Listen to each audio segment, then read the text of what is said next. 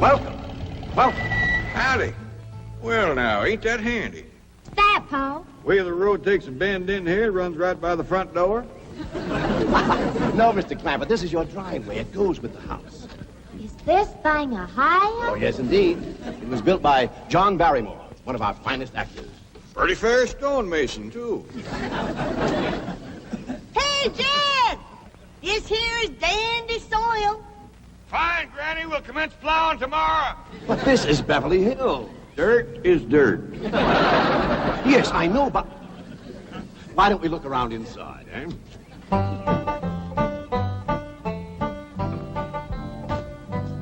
Well, here we are. I hope you're going to like this place I picked out for you. It may be a trifle larger than what you're used to, but I feel a man with $25 million in my bank should live in a manner that... Come in, this is your home.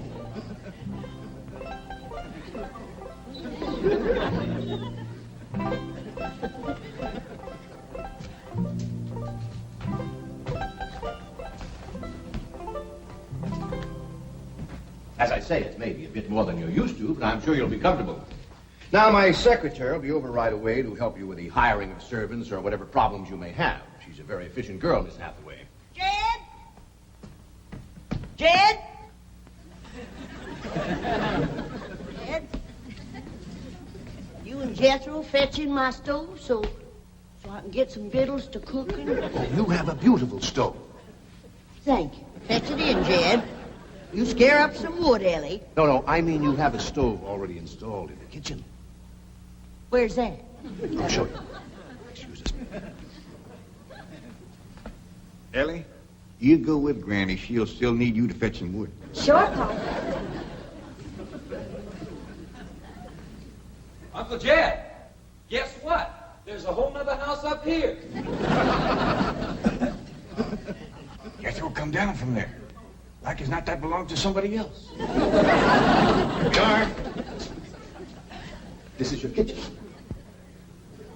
Oh, and here's the stove. The last word in food preparation. And speaking of food, you'll find everything you could possibly want stored right in here. Eh? Huh? Well, I'll leave you ladies to your culinary delights. Au revoir. Bon appetit. Talks gibberish. You seem to set a great deal of store in this here stove, Granny. Well, we'll see.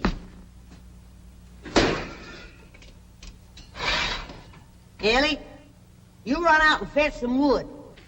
I'll get a fire to going in here and we'll see. Jethro, I hope it's all right for you to be missing school. Oh, sure, Uncle Jed. They ain't straight in the 5th grade. You're in the 5th grade already? Starting this year. Don't seem like no time at all since I went with your ma to get you started in the 1st grade. You was 6 years old. No bigger than that. We drove clean over to Oxford so you could go to the same school your pa went to. You wouldn't know that town today, Uncle Jed. Oxford? Yes, sir. Well, that town has growed and spread out and built up and just kept getting bigger and bigger. Where today, why, I bet you there must be at least 3 or 4 dozen people living there. A place like that's all right to visit, but I wouldn't want to live there. Do you have any assistance? No, thank you, Mr. Drysdale. We were just talking about Jethro here getting back to school. Oh, well, we have some excellent educational facilities out here, Mr. Clampett. Where do you go to school, Jethro? Oxford. Yeah, you see, Jethro's ma, that's my cousin Pearl. She married an Oxford man, so naturally Jethro, he goes to school there, too. I'm the champion crawdad eater. At Oxford? Jethro put away 3 buckets of crawdads. 4. And he's learned to cipher and everything. Cipher some for Mr. Drysdale. 1 and 1's 2. 2 and 2's 4. 4 and 4's 8. I have to take off my shoes to get any further than that. Never mind. I'm sure we're thinking of 2 different Oxfords. You see, there's one that's very, very famous and very old. That's where Jethro goes to school. Been there since pioneer days. That's how come it got its name. It's where the oxen used to ford the river. So folks took to calling it Oxen Ford, and later on got shortened to Oxford. Well, I'll be running. Oh, by the way, here are your keys. My secretary should be over very soon. Well, thank you very much, Mr. Drysdale, for everything you've been doing for us. Oh, it's my pleasure, Mr. Clampett. You see, I'm not only your banker, I'm your next-door neighbor. Well, say, how ain't that nice? Well, now, why don't you bring your missus over tonight for supper, and I'll have Granny womp up a mess of grits and hog jowl. Well, you see, right now my wife is in Boston. Well, that's too bad. When'll she be back? Not too soon, fortunately. I'll see you later. Well, thank you, Mr. Drysdale. So long. Uncle Jed, you reckon one of these days I can have me a little bitty old taste of Granny's moonshine? Now, Jethro, you know the family rule about Granny's moonshine? You get your first taste on your wedding day and not before. Well, Uncle Jed, that might be an awful long time. I ain't even got me no sweetheart. How come? Why, back home, every time I get me a girl, one of them there big fellas would take her right away from me. Maybe out here in Beverly Hills. Paul, could I please have the axe? I gotta split some wood for Granny. Fetch it, Jethro. Ain't this place got a wood pile? Not that I could find, but I found a whole row of black old dead tree trunks, pretty near as high as this height. Are they kind of big for you to tackle? Well, shucks, no, Paul. They're only this big around, and all trimmed and topped and strung together with a black rope, so as no matter which one you cut, the others keep it from falling. Somebody had a right smart idea there.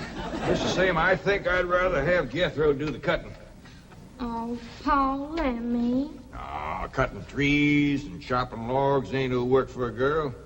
I'm just as strong as Jethro. You ain't neither. I am so. You ain't neither. I am so, too. You want to wrestle? Darn too.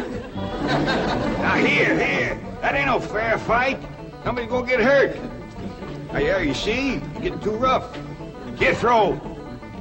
Person can get crippled from a hold like that. Get up from there. I can't, Uncle Jed. You turn him loose and get up from there before I take the strap to the boot. Now, here, you get out there and chop down one of them tree trunks and saw Granny some nice logs. Yes, sir, Uncle Jed. Could have whooped you if you hadn't tripped me. Hey! Come back here and sit down. I want to talk to you. Whooped him fair and square, and I'll do it again. You won't. That's what I want to talk to you about. Elly May, you're getting too big to wrestle with boys. I ain't as big as Jethro. Big that way, I mean, growed up. You're a young lady now. You gotta start minding your manners and fixing yourself up real nice and wearing dresses.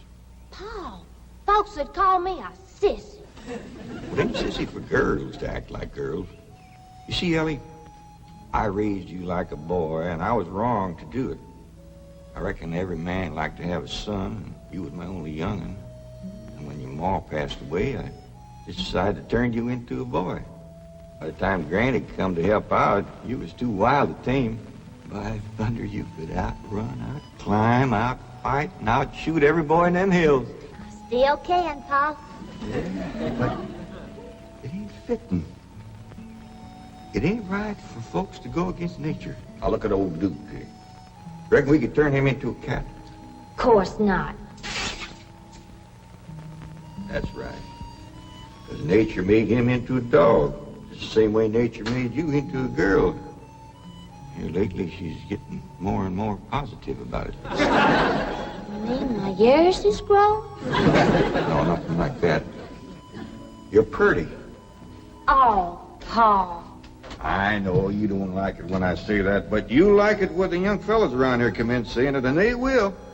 Only they'll probably be using words, fancy words I won't even understand. But Elly May, ain't nobody can ever tell you how pretty you really are, except me. You're the living picture of your mom.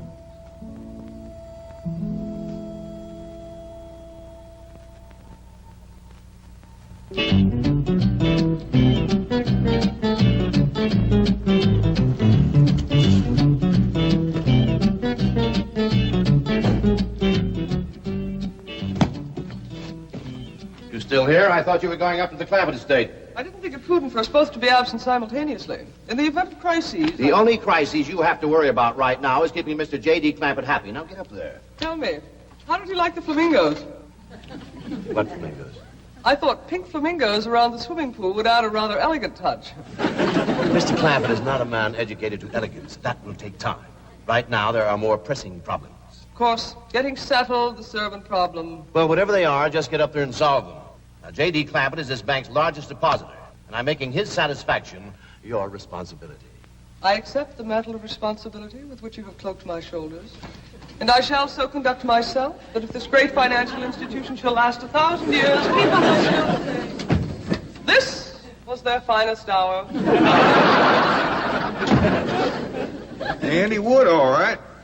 Got a lot of pitch and tar in it. Ought to burn real good. Yeah. That flimsy grate holds up.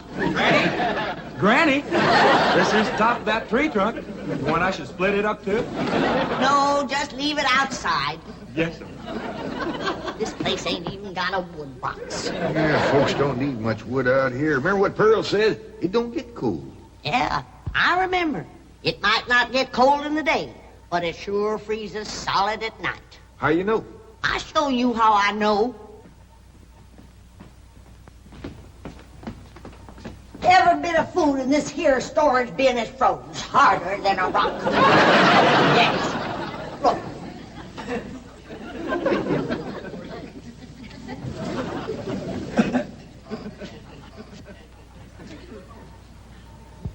Mighty thin-skinned hog.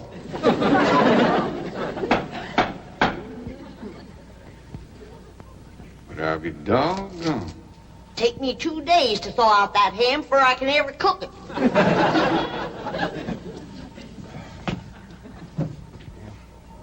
People ought to know better than store food up against the north wall. Tomorrow we'll dig us a root cellar and we put all this stuff in it. Jethro, go on out there and catch us a chicken. Okay, Uncle Jay. How you know we got chickens? Place this size is bound to have chickens. Ain't all froze.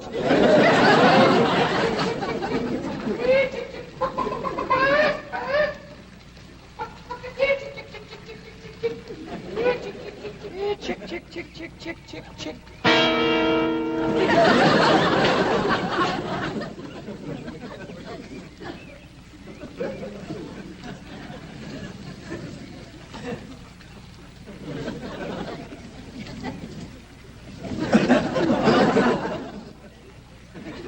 Are you gonna check it? Here's that bucket. You want it? You take it, Ellie. See if you can find a creek. I gotta have some water. You know a pump on this place? It ain't even got a well. Uncle Jed, Uncle Jed. Yeah, boy. Did you find a chicken? I found something. I ain't sure if it's a chicken, a goose, a duck, or what. Where is it? I couldn't catch it. That thing can outrun a jackrabbit. There ain't no goose or duck. Must be a chicken. If it is, I was right about things growing bigger out here. That thing was this high. A chicken? Ah, Jethro. Honest, it's got legs this long. Dibby's on the drumstick. Drumstick ain't much. Whoever gets that neck is eating from now on.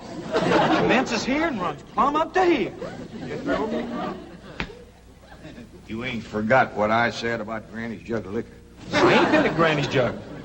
You have your in for it. Honest, cross my heart.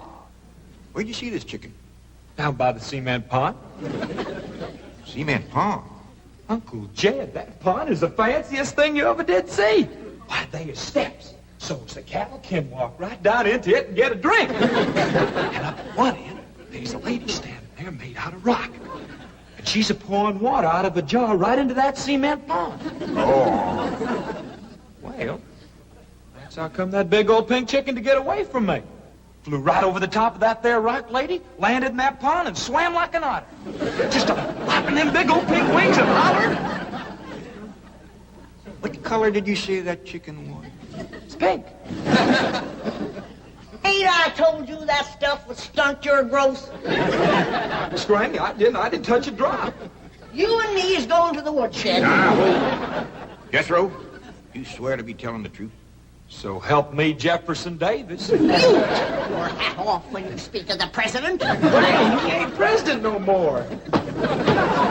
I'll have no Yankee talk in my kitchen. Now, Jethro, you and me is going back out there and corner that chicken.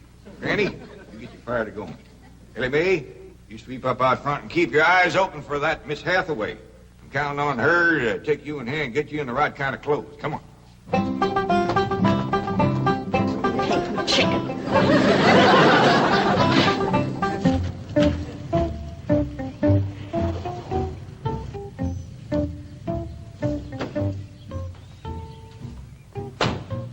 You there, young man? I ain't a young man, but I sure do thank you for thinking so. Good heavens, you're a girl. Yeah. I'm Jane Hathaway, executive secretary to Mr. Drysdale. And you, I take it, are a domestic of some sort? Cleaning girl, housemaid? Just what are your duties with Mr. Clampett? Well, he sent me out here to sweep up, but he said you'd take me in hand and get me the right kind of clothes and everything. Indeed, I shall. We have a complete servant's wardrobe from chef to chauffeur. Come with me. What in the name of Thomas Chippendale is this? Has Mr. Clampett seen this disgraceful and unsightly mound of debris? Oh, yes, ma'am. This is all his. Oh, what charming antiques. Just like you said, Jethro. Rock lady pouring water into a cement pond. Yes, sir. And over there's where I seen that great big pink chicken. Only thing is, it don't sound like a chicken. It makes a kind of hollering noise.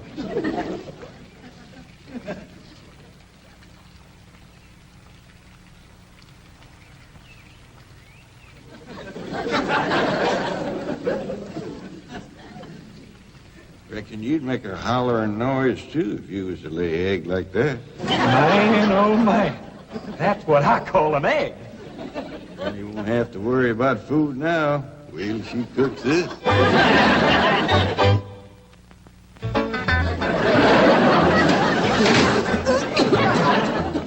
That famous city stove don't draw worth nothing. Granny, look at this egg. What's all the smoke? Stove don't work. Probably just a stuffed-up flue. Ain't got a flue, ain't even got a stovepipe. Well, I'll get the shovel and a hoe and rake it out of there. Here, you keep this egg.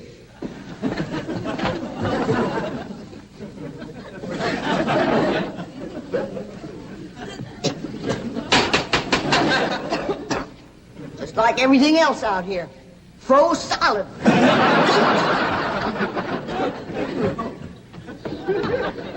Really, my dear, you look quite charming. Well, I feel like a dad blamed fool. Oh. Just a moment. Yes, up now. I'll be right back. Oh, that was my Pa. I take it he's a gardener. Oh, yes, ma'am. Pa just can't wait to commence gardening. Apparently. However, as though I admire his enthusiasm, I must forbid him access through the main entrance. Now, tell me about the rest of the staff. Is there a chauffeur? A what? Someone who does the driving. Oh, yes, ma'am. That's Jethro. Of course, I don't reckon he can stay around very long. He's got to get back to Oxford and go to school. Oxford? He attends Oxford University? Well, he just calls it school. Pa went to school there, too. Oh, yes. Old school time. Great pride, those Oxford men. Sorry I couldn't stop before. Granny was having trouble in the kitchen. Pa, do I have to wear this here stuff that Miss Hathaway... No, there can be no appeal from Mr. Clampett's orders. Thank you, ma'am. Glad to see you taking the firm hand. Elly May, that's right pretty. Makes you look taller. She's got me walking on pegs. We'll run in and show Granny. And get rid of those old clothes, dear. Granny, I presume, is the cook. Yes, ma'am, but she ain't too happy about it right now. I shall deal with her directly. Now, let's see. Maid, gardener, cook, chauffeur. Oh, I understand Jethro is an Oxford man. You bet he is. I'm quite anxious to meet him. Don't blame you. Fine-looking young feller. Single, too. And he's on the lookout for a girl. I am only interested in the intellectual rapport which I would naturally have with an Oxford man. I presume you went to Eton as a boy. If I know Jethro, he went to Eton the minute he was born. Yes, of course. I suppose his father matriculated him. I kind of think maybe it was his ma. Oh, well, no matter. At any rate, he's an eating man. That he is. Matter of fact, Jethro won the eating championship. Oh, marvelous. What was he champion of? Eating. Yes, I know. But what was it? Cricket? Oh, no, it was crawdad. I don't think even Jethro'd eat crickets. I was referring to the game of cricket. Gillian, where's the axe? I'll fetch it, Granny. You talk to Miss Hathaway. And just why does Cook need an axe? I've hit this with everything I could lay a hand to. I even whomped it with an iron skillet. You are supposed to hit it with a croquet mallet. All right, where is it? I don't think I'll tell you. There is a time for work and a time for play. Now then, what are we cooking for Mr. Clampett? Well, I don't know what you're cooking him, but if he wants any victuals from me, somebody better shoot a possum. Possum? You got a better idea? But of course, a nice big fluffy souffle. All right. You shoot it and you skin it. You don't even know what a souffle is. What kind of a cook are you? I'm a cook with a stove that don't draw, food that's froze solid, chickens that can't be caught, eggs that can't be broke, and a smart alecky city woman telling me my business. That's what kind of a cook I am. Mind your tongue, little woman. I can have your job. You sure can, and the sooner the better. Jethro's coming, and just wait till you see what he's got. Thank heaven. Now I can have an intelligent conversation. Look, Granny, I caught that big chicken. I hope it ain't as tough as its egg. That is a flamingo. Oh, no, ma'am. That's my nephew, Jethro. Jethro, say hello to Miss Hathaway. Howdy, ma'am.